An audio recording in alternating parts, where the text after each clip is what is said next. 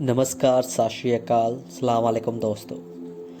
ज्ञानत्रिक्ष channel पर आप सबका स्वागत है। दोस्तों, आज एक हम बड़ी ही रोमांचक कहानी आपके लिए लेकर आए हैं। ये कहानी है एक लकड़ी काटने वाले की और एक फ़कीर बाबा की। एक बात की बात है दोस्तों, एक लकड़ी काटने वाला जंगल में रोज़ लकड़ियाँ काटने आता था और उसी जंगल में एक फ़कीर बाबा उसके पास प्रभु की भक्ति में बैठे होते हैं। तो फ़कीर बाबा क्या देखते हैं कि रोज़ लकड़ी काटने वाला उसी जगह पे आता है और शाम को अपने घर वापस चला जाता है। तो फ़कीर बाबा एक दिन क्या करते हैं, उस लकड़ी काटने वाले के पास जाते हैं और उस लकड़ी काटने वाले को बोलते हैं कि मैं रोज़ तुम्हें देखता हूँ, तुम सुबह जहाँ जंगल में लकड़ी काटने आते हो और शाम को वापस जाते हो। तुम इतनी कड़ी मेहनत करते हो, फिर भी तुम्हारा घर का गुजारा बड़ी मुश्किल से हो पाता है। तो वो लकड़ी काटने वाला ये सुनकर बड़े ही आश्चर्यचकित होता है और फ़कीर बाबा जी से बोलता है, आपको ये कैसे पता चला? फ़कीर बाबा जी कहते हैं, मुझे सब पता है। तुम एक काम करना, कल जब तुम इस जंगल में आओगे तो 2-3 किलोमीटर आगे जाना। तुम्हारी जो गरीबी की समस्या है वो कल ख़त्म हो जाएगी। तो वो लकड़ी काटने वाला ऐसा ही करता है। वो अगले दिन जब जंगल में आता है तो 2-3 किलोमीटर आगे जाता है और वहाँ पर क्या देखता है कि वहाँ पर फ़कीर बाबा भी बैठे हैं और वहाँ पर एक सोने की खदान है। तो फ़कीर बाबा उसको बोलते हैं, जो सोने की खदान है, तुम एक काम किया करो, जहाँ से थोड़ा सा सोना ले जाया करो और इस सोने को बाज़ार में जाकर बेच दिया करो।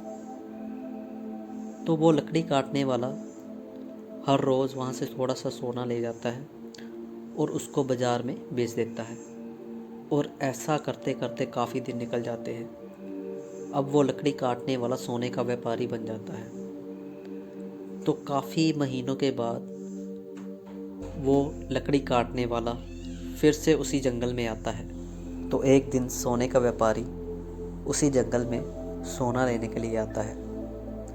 तो वो अचानक से देखता है कि वही फ़कीर बाबा सामने से आ रहे होते हैं। तो फ़कीर बाबा भी उसको देखते हैं और पूछते हैं, अब तो तेरी ज़िंदगी की सारी समस्याएं हल हो गई, अब तो कोई मुश्किल नहीं है तुम्हें। तो अभी वो सोने का व्यापारी बोलता है, अब तो मेरी सारी ज़रूरतें पूरी हो जाती हैं, अब कोई मुश्किल नहीं है, बस मुझे अपने बच्चों की और उनके आने वाले बच्चों की चिंता सताती है। मैं कुछ ऐसा चाहता हूँ कि जिससे उनके आने वाली ज़िंदगी और अच्छी हो जाए, उनका कामकाज, उनकी परवरिश मैं अच्छे से कर सकूं। तो फ़कीर बाबा उसको कहते हैं, तू कल एक काम करना, कल तू जब जंगल में आएगा तो 2-3 किलोमीटर और आगे जाना, तो तेरी ये भी समस्या हल हो जाएगी। तो वो सोने का व्यापारी क्या करता है, जैसे उसको बाबा कहते हैं वैसा ही करता है।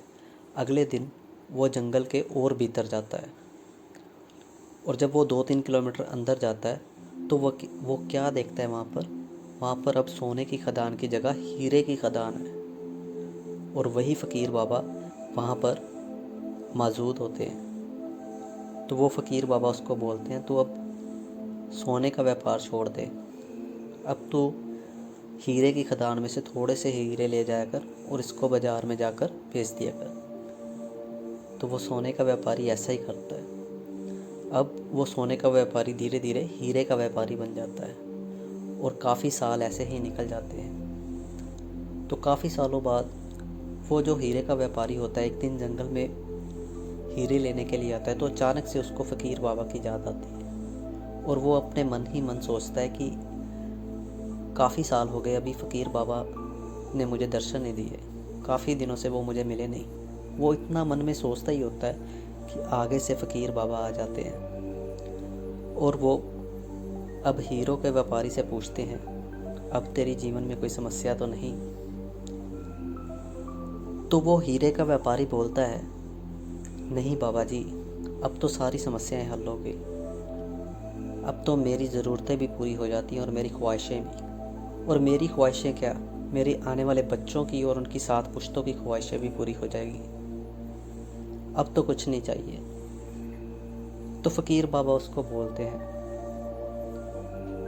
जो ज़िंदगी का खेल है उसको तू अभी तक भी नहीं समझा। अब तो कह रहा है कि मुझे कुछ भी नहीं चाहिए।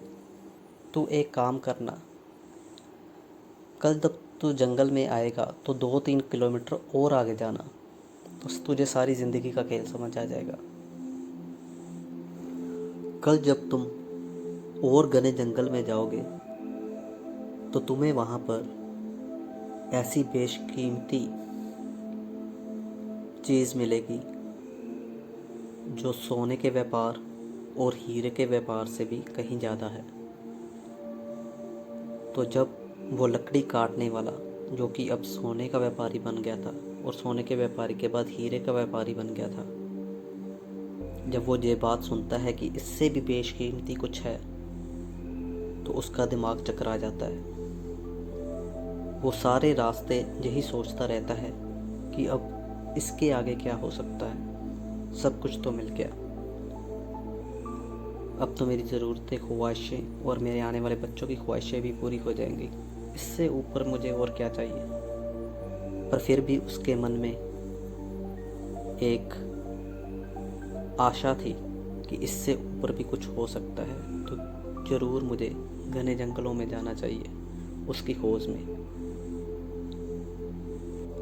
अगले ही दिन हीरे का व्यापारी अपने घर से निकल पड़ता है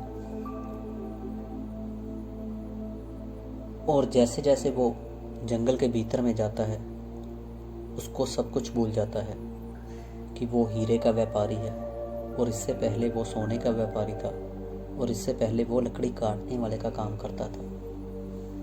जैसे जैसे वो घने जंगल के भीतर चला जाता है, उसको ये भी भूल जाता है कि उसके घर में बाल बच्चे भी हैं और उसका परिवार भी है, और जहाँ तक कि वो अपना नाम और अपने आप को ही भूल जाता है। और काफ़ी घने जंगल के भीतर जाने के बाद उसको फ़कीर बाबा के दर्शन होते हैं, और फ़कीर बाबा उसको बोलते हैं, आ गया बच्चे, पहले तू जंगल में आता था तो जंगल में तू लकड़ी काटने का काम करता था, फिर धीरे धीरे तू सोने का व्यापारी बन गया, और उसके बाद तू हीरे का व्यापारी बन गया। देख बच्चे,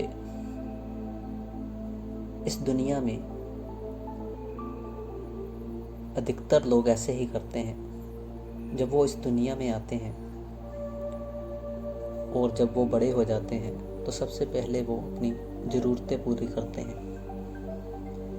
और जब उनकी ज़रूरतें पूरी होना शुरू हो जाती हैं फिर वो कोशिश करते हैं कि उनकी ख्वाहिशें पूरी हो सकें, और उनकी सारी ज़िंदगी ख्वाहिशें पूरी करने के चक्कर में ही निकल जाती है। एक ख्वाहिश पूरी होती है तो दूसरी ख्वाहिश पहले से ही तैयार होती है, वो इसके आगे सोच ही नहीं पाते। तो वो प्यारा बच्चा है जिसने ज़िंदगी की खोज करने के लिए अपने आप को बुला दिया। तो दोस्तों, इस कहानी के ज़रिए हम आपको यही बताना चाहते हैं कि जब भी आपके पास खाली समय होता है और जब भी आप अपने पाठ पर बैठते हो और अपने भगवान को याद करते हो, परमात्मा को याद करते हो, वाहिगुरु को याद करते हो, जो भी आप नाम जाप करते हो, तो उस भक्ति के समय में हम भगवान से अपनी ज़रूरतें या ख्वाहिशें मांगने के लिए ना बैठे, बल्कि हमें उस घने जंगल के भीतर और भीतर और भीतर जाना है और परमात्मा से उसकी रहमत, उसका आशीर्वाद वो मांगना चाहिए, ताकि हमारा इस ज़िंदगी में आना सफल हो सके। जब आपको परमात्मा का आशीर्वाद मिल जाता है या उसकी ब्लेसिंग मिल जाती है, तो आपको कुछ और मांगने की ज़रूरत नहीं। आपने तो उसको ही पा लिया जो सबको बांट रहा है, तो पीछे क्या रह जाता है। तो दोस्तों, इस कहानी के ज़रिए यही बताया गया है कि पहले लकड़ी काटने वाला सोने का व्यापारी बन गया, फिर सोने के व्यापारी के बाद वो हीरे का व्यापारी बन गया। पर उसने कभी कोशिश नहीं की कि जो उसको इतनी गरीबी से ऊपर लेकर आया वो खुद कितना बेशकीमती है, उसकी तो कोई कीमत ही नहीं। तो क्यों ना हम उसको पालें जो सबको इतना कुछ बांट रहा है। तो आशा करता हूँ दोस्तों, ये कहानी आपको समझ आई होगी, और ऐसी ही और ज्ञान की बातें अगर आप हमारे चैनल के द्वारा सुनना चाहते हो तो हमारे चैनल को सब्सक्राइब ज़रूर कीजिए। धन्यवाद।